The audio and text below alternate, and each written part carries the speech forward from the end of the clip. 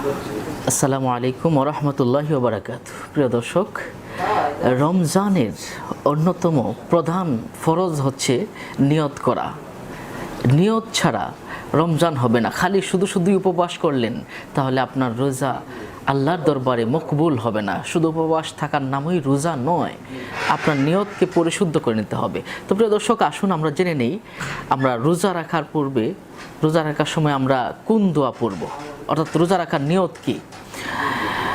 নাওয়াইতু আন আসুমা গাদাম মিন শাহরি রমাদান আল মুবারক ফারদাল্লাকা ইয়া আল্লাহ ফাতাকাব্বাল মিন্নি ইন্নাকা আনতাস সামিউল আলিম।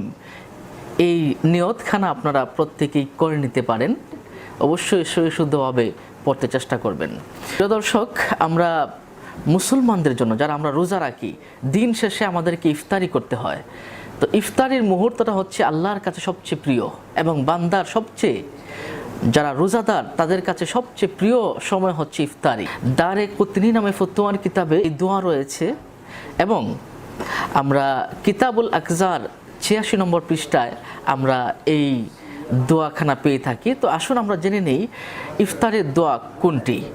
বিসমিল্লাহির রহমানির রহিম। আল্লাহুম্মা লাকা সুমতু ওয়া বিকা আমানতু ওয়া আলাইকা তাওয়াক্কালতু ওয়া আলা রিজকিকা আফতারতু। প্রিয় দর্শক, যাদের এটুকু কষ্ট হবে তারা ছোট করে পড়ে নিতে পারেন, আল্লাহুম্মা লাকা সুমতু ওয়া আলা রিজকিকা আফতারতু। আল্লাহুম্মা লাকা সুমতু ওয়া আলা রিজকিকা আফতারতু। এই দোয়াটা পড়ে নিতে পারেন।